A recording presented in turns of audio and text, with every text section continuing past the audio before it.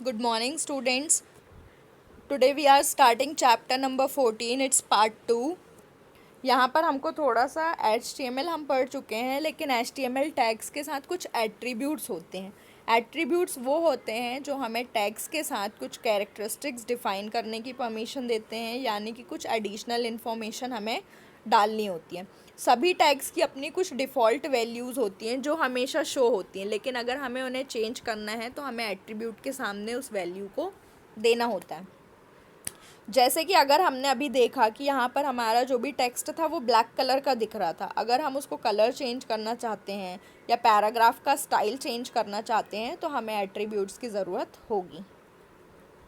अब एट्रीब्यूट्स को लिखने का तरीका क्या है. देखो, टैग का नाम, ये है आपके टैग का नाम. ये क्या हो सकता है? HTML हो सकता है, हेड, टाइटल, बॉडी हो सकता है. उसके बाद उसके एट्रीब्यूट का नाम और उसके बाद एट्रीब्यूट की वैल्यू हमें कैसे लिखनी है?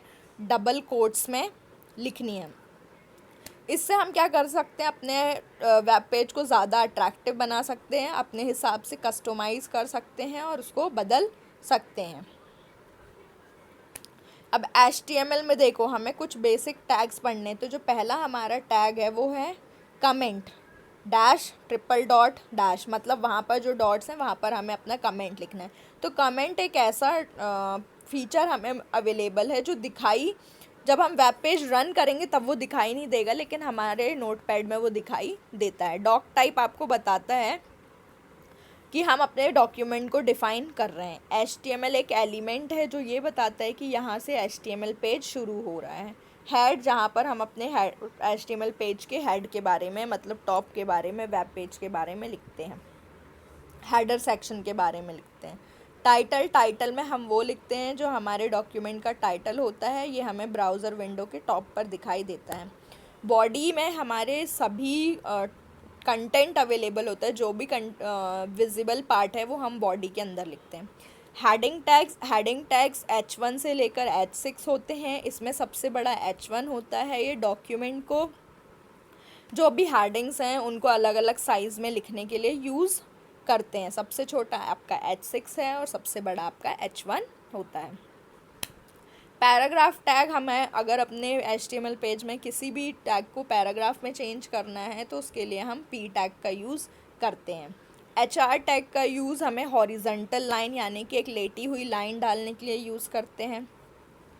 BR टैग, ब्रेक टैग का यूज़ हम लाइन को ब्रेक करने के लिए यूज़ करते हैं. मतलब जब हम कंटेंट लिखते जा रहे हैं, जहाँ जहाँ हम ब्रेक लगाएंगे वो कंटेंट हमें दूसरी लाइन से दिखाई देगा. बॉडी टैग को हम यूज़ क्यों करते हैं? बॉडी के कंटेंट को डिफ़ाइन करने के लिए यूज़ करते हैं और ये पूरा विजिबल पार्ट होता है. बॉडी टैग्स के कुछ खास एट्रीब्यूट्स पढ़ने हैं. इसमें हमको background, BG colour, text, link, V link, A link, top margin, left margin. Top margin, left margin यहाँ इंक्लूड नहीं है, आपकी बुक में दिया हुआ है, आप वहाँ से रीड कर सकते हैं. तो बैकग्राउंड कलर का यूज़ हम क्यों करते हैं? बैकग्राउंड एट्रीब्यूट का यूज़ हम क्यों करते हैं? देखो, आपने यहाँ लिखा बॉडी टैग, उसके आएगा एट्रीब्यूट. तो बैकग्राउंड का यूज़ हम इसलिए करते हैं ताकि हम अपने वेब पेज के बैकग्राउंड में कोई एक इमेज डाल सकें. अगर हमें इमेज नहीं डालनी है तो हम उसकी जगह पर कलर भी यूज़ कर सकते हैं. अब देखो, आपने लिखने का तरीका देखा, बॉडी बैकग्राउंड इक्वल्स टू जो इमेज डालनी है वो. अगर बैकग्राउंड इमेज नहीं डालनी है, body BG colour equals to green. इसका मतलब ये है कि जो आपकी बैकग्राउंड स्क्रीन, ये जो अभी वाइट दिख रही है, वो आपको किस कलर की दिखाई देगी? ग्रीन कलर की. Text equals to colour name. यहाँ पर आपके टेक्स्ट का मतलब जो लिखा हुआ पार्ट है उसका कलर चेंज हो जाएगा. यहाँ पर हमने इसको रेड में चेंज कर दिया है और बाय डिफ़ॉल्ट क्या होता है? वो ब्लैक होता है. लिंक जो है वो link equals to colour name, यानी कि जो भी आप कलर, लिंक का कलर सेट करोगे वो बाय डिफ़ॉल्ट ये ब्लू होता है. हम इसको किसी और कलर में चेंज कर सकते हैं. इन्होंने इसको टील में चेंज किया है. Teal, I do not know किस टाइप का कलर है, वो चला के देखना पड़ेगा. एक्टिव लिंक, A लिंक मतलब एक्टिव लिंक. जो लिंक एक्टिव है, ठीक है, जिस पे आप अभी काम कर रहे हो, वो लिंक जो है वो किस कलर की दिखाई दे रही है? यहाँ पर मरून कलर की दिखाई देगी. और V लिंक, विजिटेड लिंक आपकी दिखाई देगी येलो कलर की। तो हर एक एट्रीब्यूट को सेट करने का तरीका ये है। देखो ए लिंक का डिफ़ॉल्ट कलर रेड है और वी लिंक का डिफ़ॉल्ट कलर पर्पल है। हम इस तरीके से हर एक एट्रीब्यूट की वैल्यू डिफ़ाइन कर सकते हैं। एट्रीब्यूट का नाम, देखो टैग, बॉडी आपका एक टैग है, लिंक एट्रीब्यूट है और उसके सामने उसकी क्या है, वैल्यू है। ये सब में बॉडी टैग है, टेक्स्ट एट्रीब्यूट है, रेड उसकी वैल्यू। ज़्यादातर हम वैल्यूज़ को डबल कोट्स में लिखते हैं अगर वो बड़ी है, जैसे ये वाली बड़ी है, अलग अलग चीज़ें आ रही साथ में तो हम डबल कोट्स में लिखेंगे, नहीं तो हम विथआउट डबल कोट्स भी लिख सकते हैं। आता है अब इसके बाद हमको हेडिंग टैग पढ़ना है। हमने भी पढ़ा हेडिंग टैग में हमारे पास 6 ऑप्शंस हैं H1 से लेकर H6 तक, जो अलग अलग टाइप की हेडिंग्स को दिखाने के लिए हम यूज़ करते हैं। यहाँ पर देखिए आपको एक एग्जाम्पल दिया हुआ है जिसमें हेड मिसिंग है, आप लिख लेना। बॉडी के अंदर H1 यूज़ किया, H2, H3, यहाँ पे भी H3, H5, H6, ठीक है। अब देखो इस कोड को सेव किया इन्होंने, और जब आप सेव करके चलाओगे तो आपको ये अलग अलग साइज़ में नज़र आएंगे। अब इसके बाद हमको पढ़ना है पैराग्राफ टैग। पैराग्राफ टैग हमारे कंटेंट को पैराग्राफ फॉर्मेट में चेंज करने के लिए हम यूज़ करते हैं। इसके लिए हमको पी टैग का यूज़ करना पड़ता है। देखिए एग्जाम्पल देखेंगे, बॉडी के अंदर अब जो भी मेन पार्ट है, हेडिंग टैग है, पैराग्राफ टैग है, सब कुछ बॉडी के अंदर ही लिखा जाएगा और कहीं नहीं। ये आपका first paragraph, P here is first paragraph, paragraph close, यहाँ पर सेकंड पैराग्राफ, पैराग्राफ क्लोज। इस तरीके से आप इसको पैराग्राफ में चेंज कर सकते हैं। जब आप इसको ब्राउज़र में खोलेंगे ये इस तरीके से दिखाई देगा, फर्स्ट पैराग्राफ और सेकंड पैराग्राफ, पैराग्राफ के फॉर्म में। इसके बाद हमें अलाइनमेंट पढ़ना है। तो पैराग्राफ को भी अलाइन करने के लिए हमारे पास तरीके हैं, left alignment, right alignment, centre alignment, justify align.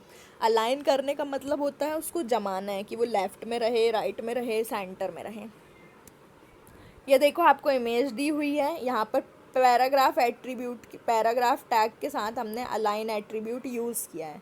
Align के सामने हमने लिखा है लेफ़्ट, मतलब हमारा पैराग्राफ लेफ़्ट साइड में दिखेगा। यहाँ हमने अलाइन के साथ लिखा है राइट, मतलब हमारा पैराग्राफ राइट साइड में लिखेगा। अलाइन इक्वल्स टू सेंटर, मतलब हमारा पैराग्राफ सेंटर में दिखाई देगा। और जस्टिफाई मतलब वो अपने अकॉर्डिंग ही उसको अरेंज कर लेगा। इस फाइल को हमने alignment.html के नाम से सेव किया। सेव करने की, ओपन करने की पूरी प्रोसेस एज इट इज़ है जो फर्स्ट वीडियो में कवर की थी। अब यहाँ पर हमारा जो पैराग्राफ है वो देखिए, ये लेफ़्ट से शुरू हो रहा है, ये राइट के ज़्यादा क्लोज है, ये बीचों बीच है और ये इसने अपने अकॉर्डिंग ही अरेंज किया है। इसके बाद हमको पढ़ना है हॉरिजेंटल लाइन। हॉरिजेंटल लाइन यानी कि HR टैग, जो कि एक हॉरिजेंटल रूल कहते हैं जिसको, और इसका सिंटेक्स क्या है, HR। इसमें कोई भी क्लोज टैग नहीं होता है, ये क्लोज नहीं होता है। देखिए इसमें हमें एट्रीब्यूट्स पढ़ने, width, size, align, colour. Width क्या करती है, हर लाइन की हम विड्थ को डिफ़ाइन कर लेते हैं। साइज़ मतलब इसकी मोटाई, कितनी मोटी लाइन बनानी है वो डिफ़ाइन करती है। और ये दोनों वैल्यूज़ नंबर में होती हैं। किस में होती हैं, नंबर में। अलाइनमेंट ये बताती है कि ये लाइन लेफ़्ट में रहेगी, सेंटर में रहेगी या फिर राइट में। और कलर से हम कलर को चेंज कर सकते हैं। देखिए यहाँ पर HR सिंपल कुछ यूज़ नहीं किया है। दूसरे HR में हमने लिखा है tag demo, this is first part of article, this is second part of article, this is another, spelling गलत है उसको सही कर लेना, this is another part of article की भी गलत है, सही कर लेना। देखो ये ऐसा दिखाई देगा, आर्टिकल आर्टिकल आर्टिकल, ये 3 लाइन आपकी आ गई है किस टैग के कारण, HR टैग के कारण आपको ये दिखाई दे रहा है। अब यहाँ पर हमने एट्रीब्यूट्स यूज़ किए हैं, पूरी कोडिंग वैसी है। HTML हैड, यहाँ पर आपका title, head close, body close. Alignment इन लोग ने सेंटर लिखी है, आप नहीं भी लिखेंगे तो भी चलेगा। H1 HR tag attributes. HR की विड्थ बस दी है पहले वाले में 350 पिक्सल, PX लिखना कंपलसरी नहीं है। इसमें विड्थ और साइज़ दिया है और इसमें विड्थ, अलाइनमेंट, साइज़, कलर, चारों ऑप्शंस हमने यूज़ किया। अब हम इसको देखते हैं ये कैसे दिखाई देगा। ये देखो, ये पहला पतला वाला लाइन, उसके नीचे थोड़ी मोटी, उसके नीचे येलो, उसके नीचे ब्लू, क्योंकि ये आगे भी कोड है। ये पूरा कोड 2 पेजेस में आया है। ओके, है ज़्यादा हार्ड नहीं, उसमें उन्होंने अलग अलग टाइप के कोड को यूज़ किया है। लिखने का तरीका बिल्कुल वैसा ही है। Thank you.